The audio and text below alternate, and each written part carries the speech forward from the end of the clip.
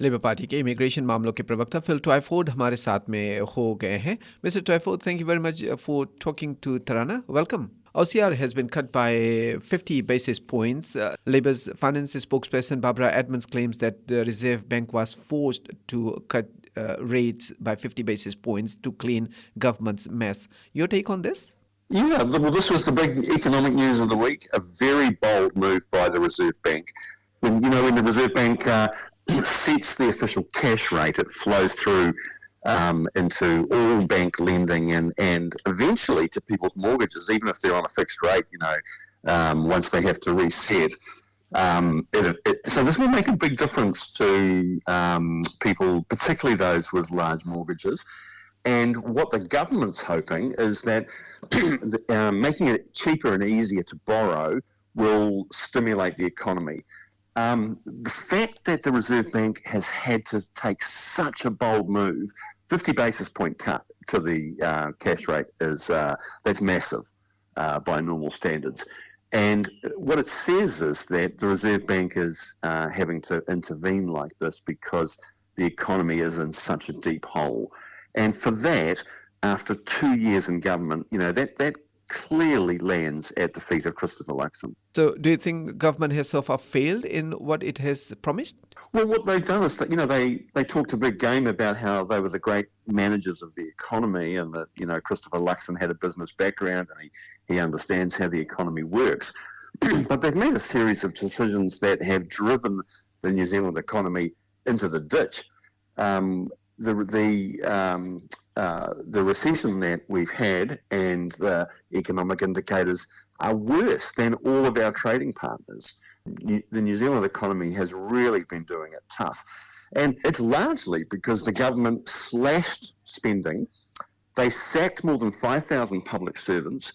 They stopped hundreds and hundreds of housing projects from going ahead and cancelled a number of infrastructure projects. And that caused a collapse in demand in the economy. And National had some kind of idea in their head that the private sector would magically move into that space and pick up the slack and invest. That didn't happen. We've seen a collapse in business confidence. And anyone who's a tradie or a small business owner who's exposed to the economy like that knows that there's been very little work around and very little demand in the economy. And that's the reason we've had so many people, a couple of hundred people a day, leaving the country, packing up, taking their family, their skills and experience and going to Australia. And, it's just bad for New Zealand. This morning in an interview, the finance minister says that in the past 6 years, if the past government would have done something, then they would not have to do all the things they are doing now. Well, the finance minister and Christopher Luxon, they've got a million excuses for why the economy is so bad, why unemployment is so high, why we've had so many business closures. But they've been in office for 2 years. Does it really stick for them to be completely always blaming the previous government for everything that's gone wrong under their watch? I think it's really about time they took responsibility. Now, Labour is polling well. The latest Korea poll is out. How's the mood in the Labour camp? Well, I think we always think that there's a lot of water to go under the bridge between now and the next election. And our job right now is just to do the mahi, put our heads down, do the work of getting ready to be an alternative government. It's only a year between now and the next election. So a lot can happen. So we're not taking anything for granted, but we're very focused on doing our job of holding the national government to account. And we're really focused on jobs and healthcare and homes.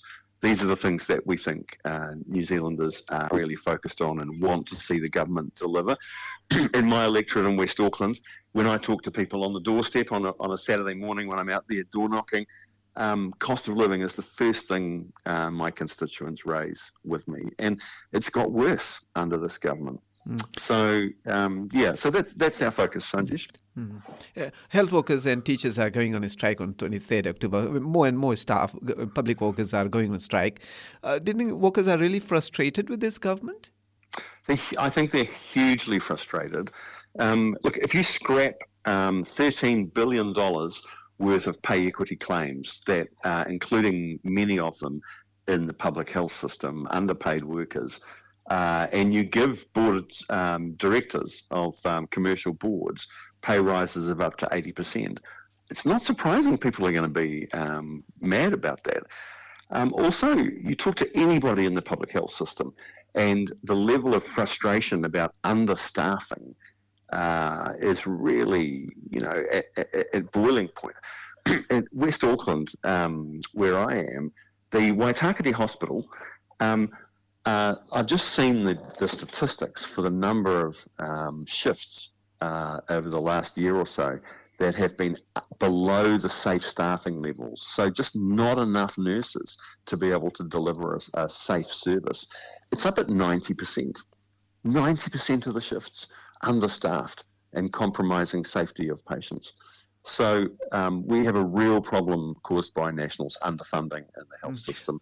Before you go, Mr. Twyford, just a question on immigration. I know that you go around and there are people who always, contact you regarding immigration. What are some of the common questions people ask you or concerns people raise with you? One of the big ones, Sanjesh, is the parent, the difficulties of getting parents to come here. And the government, promised, as we did in the last election campaign, they would bring in a multi-entry, multi-year parent visa. When they did bring it in earlier this year, the costs are so high that it excludes most people. Most people simply can't get anywhere near the income threshold that's needed to be able to apply for one of these multiple entry parent visas. There's a ballot system for the parent resident visa where you have to pay so much money.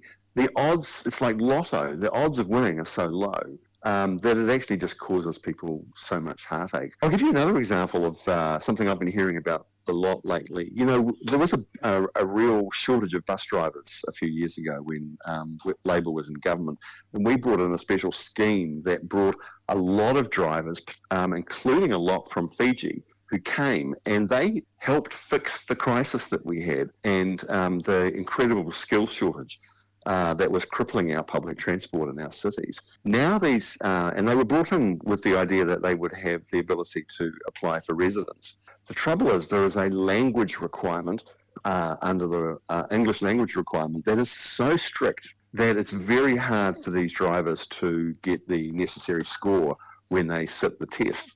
And many of them now are facing having to pack their bags, having spent several years here working. A lot of them have got families here. They've really invested in making a new life in New Zealand. And because of this very high requirement for English language that's in the immigration rules, a lot of these drivers are going to have to go home. And that's going to create another problem for our public transport industry. So, yeah, there are lots of these things, Sanjesh, in immigration.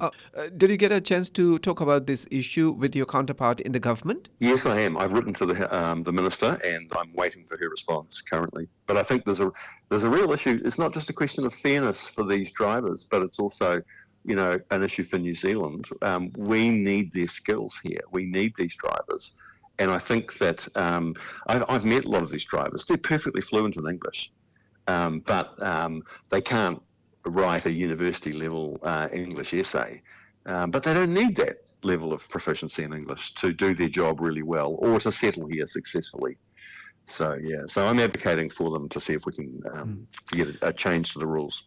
Labour's immigration spokesperson Phil Twyford with us. Thank you very much for joining us. Thank you, Sanjay. It's great to talk with you. Thank you.